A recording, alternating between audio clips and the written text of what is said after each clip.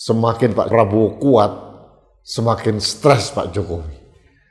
Pak Jokowi stresnya naik, Pak Prabowo kekuatannya naik. Atau saya balik, Pak Prabowo semakin kuat, approval rate-nya menguasai semua kekuatan politik di Indonesia, Pak Jokowi semakin tinggi tingkat kecemasannya atau stresnya, karena satu-satunya harapan dari Pak Jokowi adalah melalui Gibran. Apakah ini masih layak dan laku untuk dijajakan? Saya tidak yakin, karena kita melihat dari rekam jejak awal pendaftaran sudah cacat konstitusi.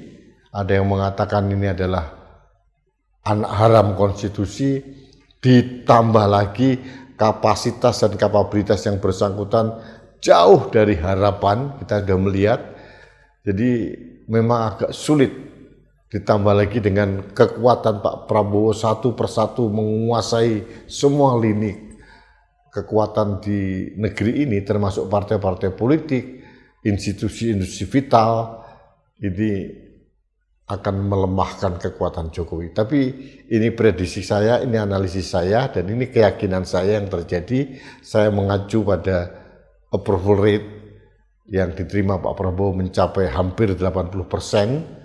Dan ini menurut saya kabar buruk buat Pak Jokowi dan kelompoknya.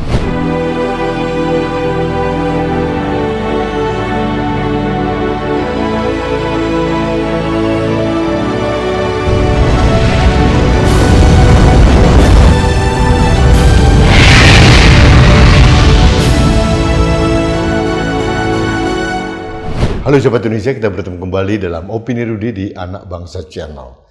Sobat Indonesia, lembaga survei indikator politik merilis hasil survei Januari 2026. Approval rate atau tingkat kepuasan masyarakat terhadap Presiden Prabowo melejit tinggi, hampir 80%, tepatnya 79,9%.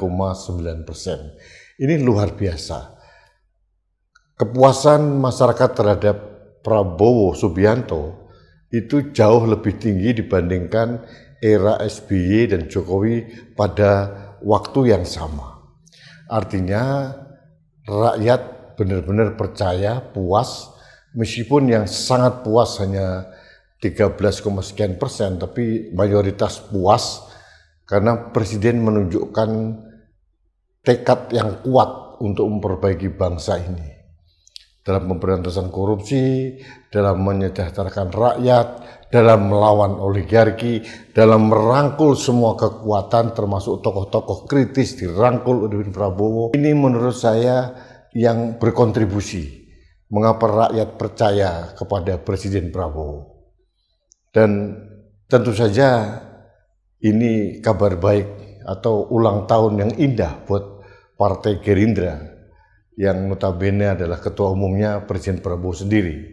Beberapa hari yang lalu Partai Gerindra tasyakuran ulang tahun di kediaman Presiden Prabowo di Jalan Kertanegara 4, dan menurut saya untuk partai pemenang atau partai penguasa atau partai yang memegang kendali pemerintahan, the ruling party, tasyakurannya cukup sederhana, tidak terlalu berlebihan, dilakukan sesederhana mungkin, dan ini memanen simpati rakyat bahwa Presiden Prabowo tidak menggunakan kesempatan pada saat dia menjabat untuk membuat acara yang besar mengglorifikasi dirinya atau partainya. Ini memanen simpati yang besar, dan keteguhan Presiden Prabowo dalam merangkul semua kekuatan, tokoh-tokoh kritis, kemudian tokoh-tokoh agama, akademisi, itu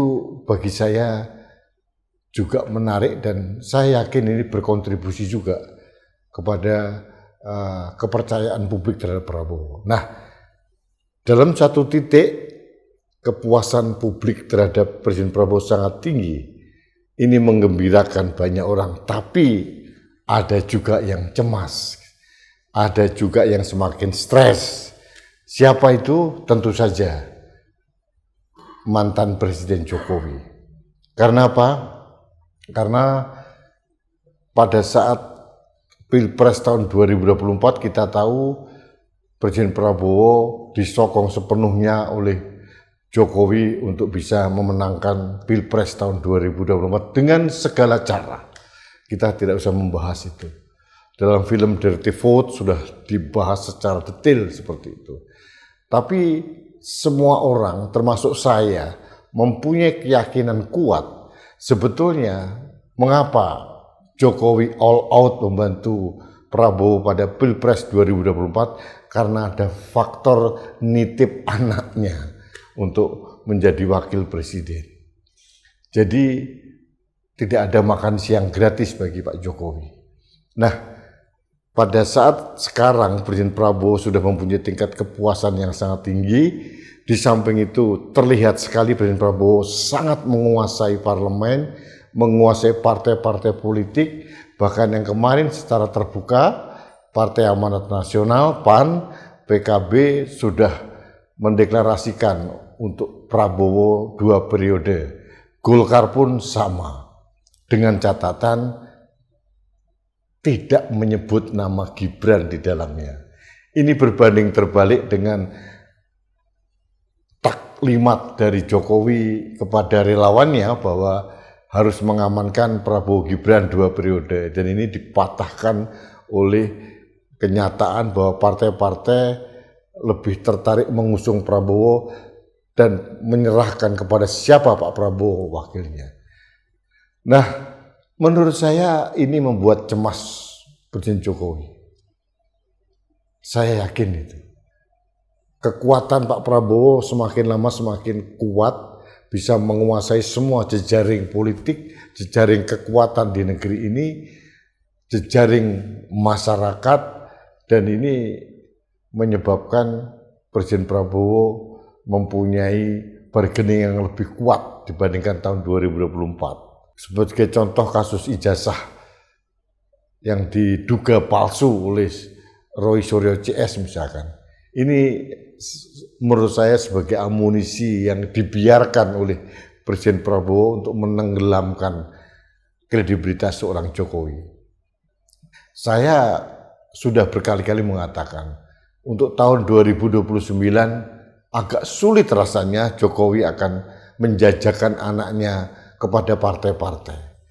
Karena partai-partai sekarang ini mayoritas termasuk partai PDI Perjuangan sekalipun tidak akan mau mengusung Gibran.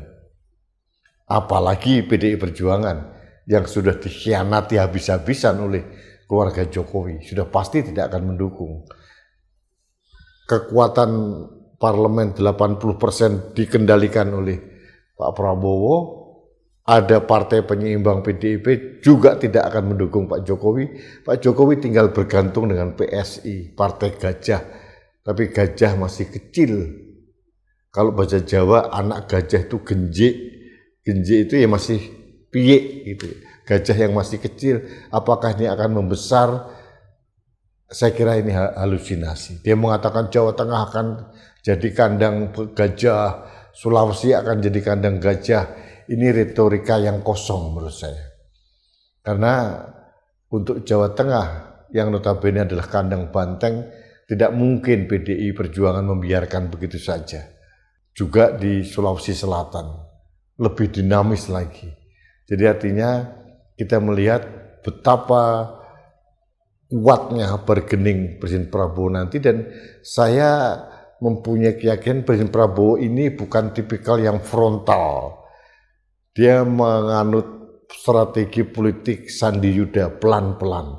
Tidak mau frontal berhadapan dengan Jokowi, pelan-pelan dikikis habis gitu. Satu persatu kekuatan Jokowi akan dipreteli.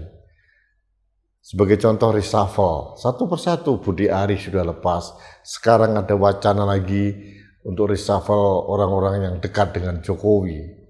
Belum lagi desakan masyarakat dan desakan tokoh-tokoh kritis terhadap penggantian Kapolri misalkan, yang dicatat publik, dipersepsikan publik adalah orangnya Jokowi. Ini akan semakin kuat, dan Pak Prabowo sudah menjadi politisi yang sangat matang mempunyai strategi yang pelan, seperti Sun Tzu memakan bubur dari pinggiran pelan-pelan dikikis habis, lalu nanti pada saatnya akan dikuras habis, dikuasai semuanya. Dan ini yang membuat Pak Jokowi harus menerima nasibnya nanti.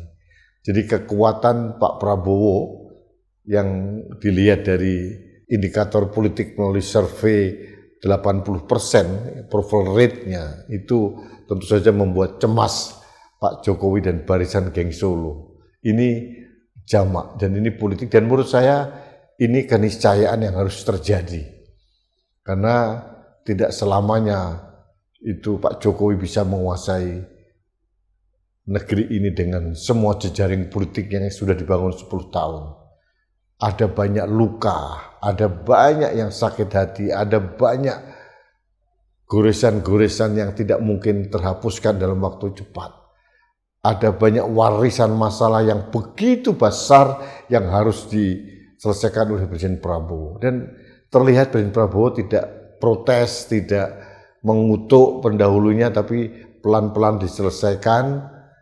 Seperti contohnya pemberantasan korupsi. Hampir semua korupsi yang dibabat oleh KPK maupun Kejaksaan Agung ini adalah korupsi-korupsi di era masa lalu.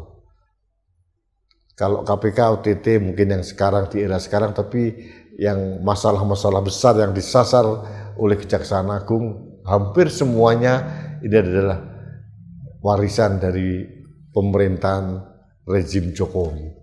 Jadi sahabat Indonesia, ini menarik analisis saya bahwa kekuatan seorang Prabowo akan berbanding terbalik dengan kekuatan Jokowi. Semakin Pak Prabowo kuat, semakin stres Pak Jokowi. Pak Jokowi stresnya naik, Pak Prabowo kekuatannya naik. Atau saya balik, Pak Prabowo semakin kuat approval rate-nya, menguasai semua kekuatan politik di Indonesia, Pak Jokowi semakin tinggi tingkat kecemasannya atau stresnya, karena satu-satunya harapan dari Pak Jokowi adalah melalui Gibran. Apakah ini masih layak dan laku untuk dijajakan? Saya tidak yakin, karena kita melihat dari rekam jejak awal pendaftaran sudah cacat konstitusi. Ada yang mengatakan ini adalah anak haram konstitusi. Ditambah lagi kapasitas dan kapabilitas yang bersangkutan jauh dari harapan, kita sudah melihat. Jadi memang agak sulit, ditambah lagi dengan kekuatan Pak Prabowo satu persatu menguasai semua lini kekuatan di negeri ini, termasuk partai-partai politik, institusi-institusi vital, ini akan melemahkan kekuatan Jokowi. Tapi ini prediksi saya, ini analisis saya, dan ini keyakinan saya yang terjadi. Saya mengacu pada approval rate yang diterima Pak Prabowo mencapai hampir 80%, dan ini menurut saya kabar buruk buat Pak Jokowi dan kelompoknya. Ya, ini keniscayaan dalam politik. Ada adagium, tidak ada pesta yang akan usai.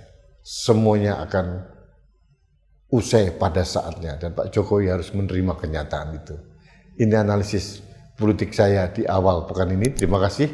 Kita bertemu kembali dalam Opini Rudy selanjutnya. Sampai jumpa.